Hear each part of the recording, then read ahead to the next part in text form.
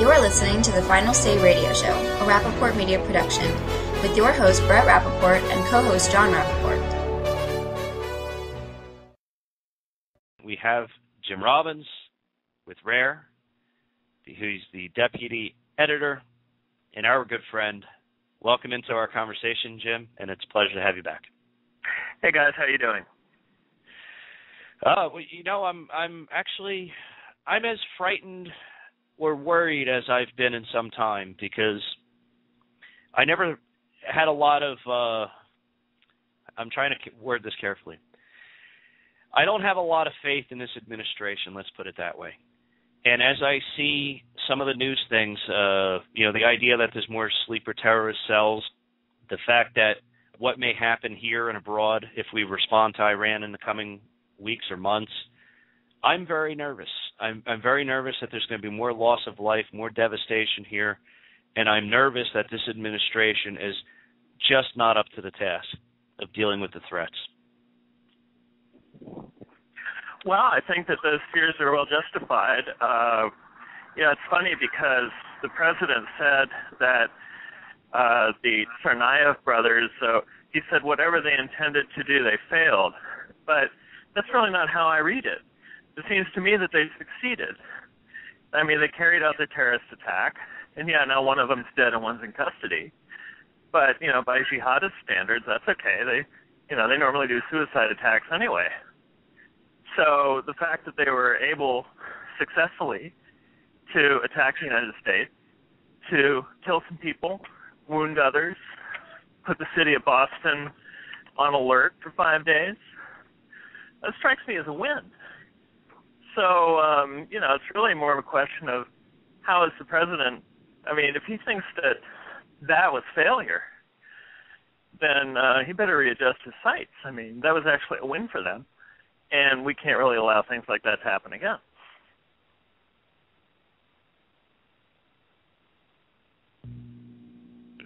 John, you there? Yeah, I am. Sorry. We've had... we've been in gripe mode for about a week, Jim, because we've had this ongoing struggle between, two products. One that was working great for years, between Skype and the back end radio infrastructure. It's been quite frustrating. I share your worries, Brett, and I share your commentary, Jim. If you think about it, it's very, very simple in my eyes. We are not winning. We are continuing to lose, and we're losing on almost every front. And it doesn't mean we're not winning battles, but we think we're winning when we win battles. But because of the way we play the war, we're playing their war, and therefore we're losing. And I'll throw up just a couple of evidentiary items. Look at Iraq, and look at Afghanistan, and look at even Libya, right? In Libya, we had the most horrific situation involving a U.S. ambassador in 30 or 40 years. We've lost the vast majority of that country. There is no stability in that country. The government cannot control itself. They can't bring anybody to justice. It's not even just our people, by the way. There's constant dozens and dozens of hits and assassinations of their own infrastructure, and they either don't want to, or they're more likely they're just incapable of doing anything about it. Those weapons are scattered all over Africa and Syria and elsewhere. We're losing Iraq. We are losing and will ultimately lose Afghanistan and Pakistan, almost certainly. And we're losing all over Africa, for example, where you see Al-Qaeda spread. We've lost, or mostly are losing, Egypt, where we have Al-Qaeda now situated in the corner of Jordan and Syria and Israel. And all of this is a result of the president running his themes of complacency, distraction, submission, and divisiveness. And those are themes that may embolden his voting bloc, but it ultimately is corrosive, destructive to the U.S., and it allows for our enemies to continuously win. Again, they may lose little battles. They may even lose most of the time they physically confront us, but they continue to win as they weaken our civilization and our ability to defend ourselves.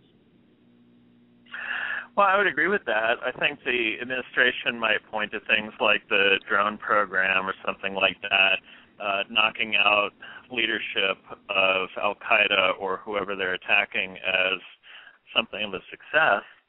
And to an extent, I'd say that is a success. However, clearly from this attack and from the attempted attack that the Canadians broke up, which allegedly is directly related to Al-Qaeda and to Iran, which is interesting, it shows that the terrorists are able to adapt to the fact that we're knocking out their leadership. Really, for these decentralized terrorist organizations, they don't need a central command telling them what to do. They know what to do. They, inflict harm on the United States in any way that they can. You don't need Osama bin Laden giving you an instruction to do that. You can just do that on your own. In fact, that's how these decentralized cell-based terror organizations work. So knocking out the leadership, that's fine, but the reason why they do that is because that's what they can do. I mean, you can do that with drones. You can go seek them out and take them out. But what they need to be doing is focusing more on the ground game. And I think that's what this latest incident in Boston revealed. The fact that a guy who had been interviewed by the FBI, who had traveled abroad to a terrorist hotspot in Chechnya, was able to come back here and allegedly, as part of a 12-man cell, successfully attack the United States and its interests. That really says a lot. I mean, that seems like a systemic failure on the part of the administration, a failure from top to bottom. Jim, I have a question for you, or I want to get your take on this. I'm slightly conflicted as to whether this trial should be a civil trial, tried in the civilian courts or military tribunal, and these are my concerns. One is I think that the civilian courts have done a pretty decent job, at least, of handling these types of cases, but I'm also concerned the fact that you have the chance of lawyers turning it into a circus, or the fact that what do you do about protecting wherever this trial takes place, where the citizens who are involved in it. But the one question I really have is, should somebody who wasn't originally a United States citizen, who comes here in good faith and violates the oath and the opportunity that we gave them, shouldn't their constitutional right or citizenship rights just be taken away upon the waging of war upon this country? Well, you might think that, but according to the Supreme Court, there is no way to strip anybody of their citizenship. You can only strip yourself of your citizenship. And in other words, Congress can't just pass a bill or something saying you're no longer a citizen. Now, the court has allowed that there are things called expatriating acts, which by their nature will show that you have withdrawn your, even if you don't state, I'm no longer a citizen, there are things you can do that the court has ruled, well, if you do that, you've pretty much renounced it.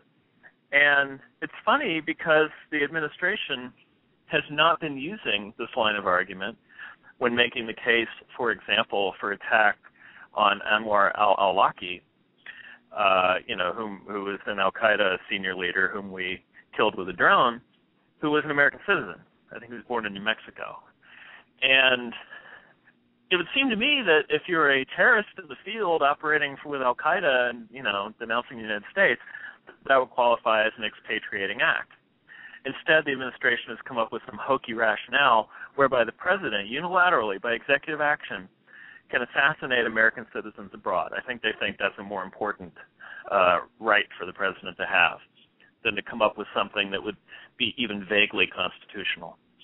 So I agree. I think this is a good approach, in fact, to say, look, by waging war on the United States, you've basically cashed in your citizenship.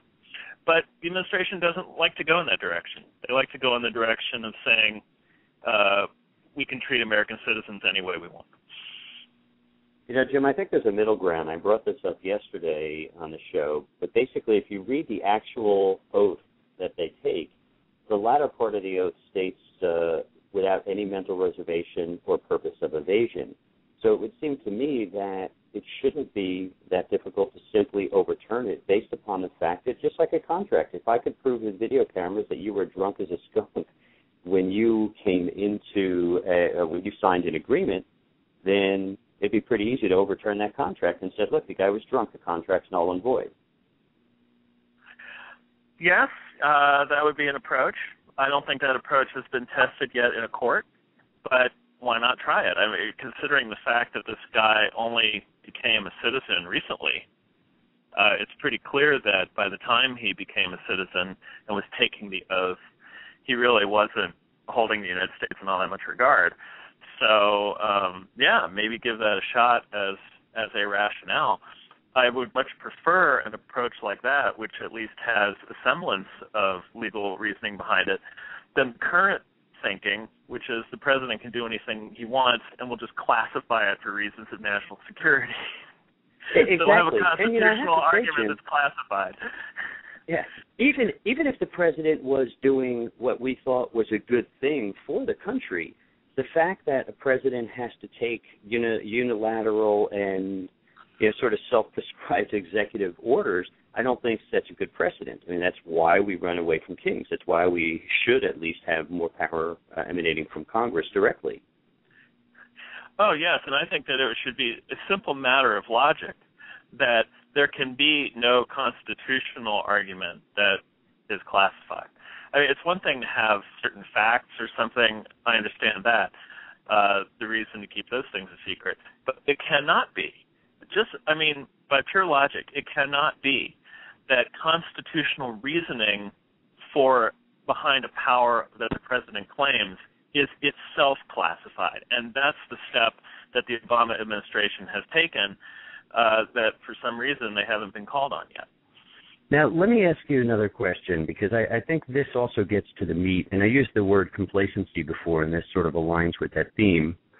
The president went out of his way, especially heading into the election, and of course Romney played into that, to pretend that because Ding Dong the witch is dead, we got bin Laden and Al Qaeda is on the run, what's left of them, and all is fine in Candyland, right? So he sort of played that approach, and it's clearly we know as informed radio and political junkies, right, that this was not the case. But now we've seen it firsthand.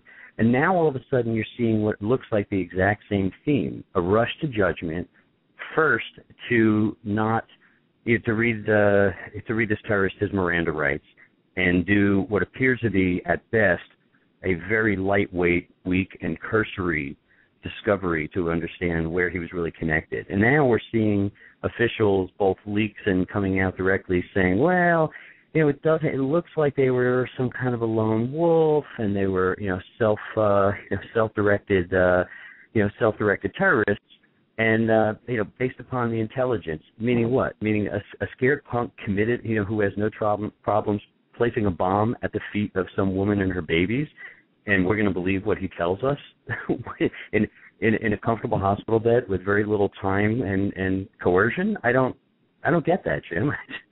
It baffles me. Right. Plus, a guy like, he wouldn't lie, would he? I mean, really, would he lie? Of course. I mean, it's ridiculous to think that, to take a statement on its face. Who did Tamerlane meet with when he was in Russia? Who was he Skyping with incessantly, according to his mom, who said that he was on Skype all the time with extremists? Who were they? What websites did he go to? Where did he get information? What chat rooms was he in? Things like this. What about this 12-man cell? What's up with that? Who are they connected to? I read a report that when they went to round up some of the people who were involved in this, the two people in New Bedford, there was a third person who was spirited off in a consulate van from Kazakhstan. What was that all about if there's no foreign connection? How is the Kazakh government involved in this? Or maybe the Russians were borrowing a van from Kazakhstan just to give them deniability. Was that the inside person in this cell that had been infiltrated by a foreign government? There are a lot of unanswered questions to this thing. And to simply say, there was no foreign connection, that was the administration line with the Fort Hood massacre before they found out that Nidal Hassan was pen pals with Anwar al-Awlaki, like the, number one al-Qaeda operative out there. So give me a break. And isn't that exactly the challenge that we're facing with trust? Okay, clearly we don't hold the president in the highest regard anyway, beyond respecting the office of president. But why should and could we? We still get complete and total cover-up and silence, and Hillary even yells at Congress for seeking the truth. We were told blatantly that it's a workplace incident, workplace violence incident instead of terrorism down there in Fort Hood.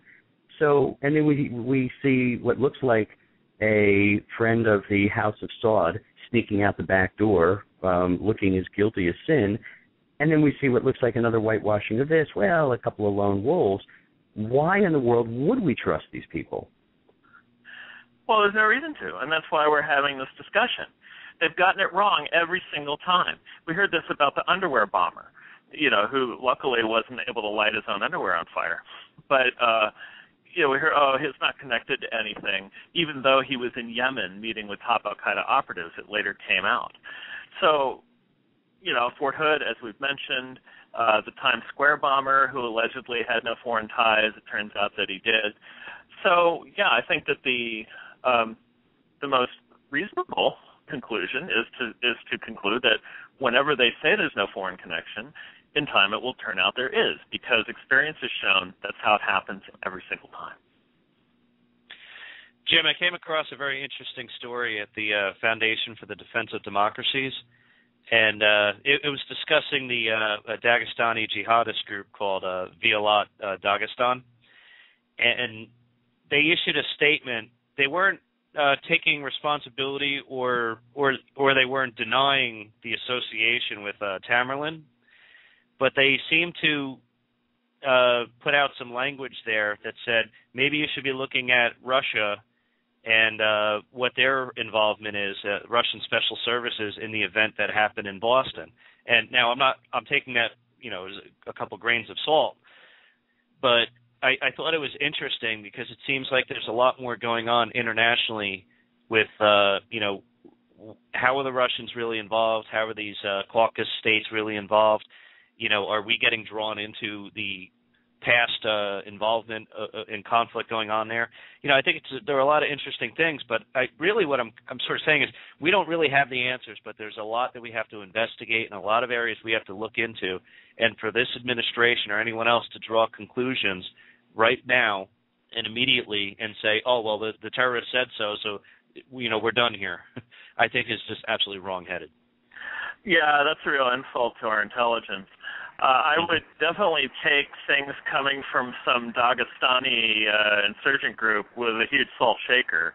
All they want to do is divert attention from themselves, and they may have had nothing to do with it too. But it's a classic thing in these situations where they'll say, "Aha, it was actually a conspiracy. This was Russia doing something." I have no doubt it was not Russia doing something. What possible gain would it be for Russia to bomb the Boston Marathon? It makes absolutely no sense whatsoever. What does make sense? I agree with you completely. Yeah, well, yeah. I mean, no reasonable person is going to go down that road. But what does make sense to me is that you have these young guys who were either influenced by or directly directed by some kind of foreign terrorist entity who decided to strike back at the great Satan with a random act of terror aimed at innocent Americans. See, I completely get that. It makes total sense to me. And in time, I think we'll find out that's exactly what happened. Right. It brings up a point, Jim, though. When you read things in anywhere in the media, you have to really be careful of what you take as the gospel and really think things through and say, does it even make, is it logical what's going on here? And I'll use it as an example. I was looking at Pravda, which I don't usually agree with or believe everything that Pravda puts out, but I read it because I'm just trying to get a perspective of what they're saying. And they had a story out the other day that the Israelis were injecting viruses and doing studies on Palestinian prisoners in jail, according to one of the prisoners that was released. And to me, it's completely outrageous. It's kind of shocking that they would even put that story out there, but I'm sure a lot of people will read that and believe it. Well, sure. And in these days of the internet and all the information that's out there and blogging and, independent reporting, quote unquote, you really common sense has to come into play even more so. I mean, even more than ever, people have to be really skeptical consumers of the information that's out there. And when you read these things, like I read something the other day, it said that the person of interest from Saudi Arabia that was being shipped back was Osama bin Laden's son. It's like, well, you know, that's everybody's going to look at that and go, what? Is that right? Wow, that's amazing. But come on, is that true? No. I mean, there's no way that's true. So, I mean, you know, as much as we would love to think of that, be like some like out of a movie conspiracy, you just got to be skeptical and really look for proof and be like a detective. Look at motives. Look at means. Look at opportunities. Try to really sort it out and then come to reasonable conclusions. Well, that's exactly why we read James Robbins' articles, and that's why we are now following RARE. Well, thanks, guys. Appreciate it. Anyway, Jim, it was great to have you again this week. Have a great week, and we'll catch you tomorrow on your program. That's 11 o'clock Eastern Time on Blog Talk, The Conservative Connection. As always, Jim, we'll see you soon. Okay, thanks. Talk to you later. All right, take care. And that was James Robbins, the deputy editor at RARE, and, of course, host of The Conservative Connection, who, by the way, Beatrice produces that show as well because she is just ever so busy.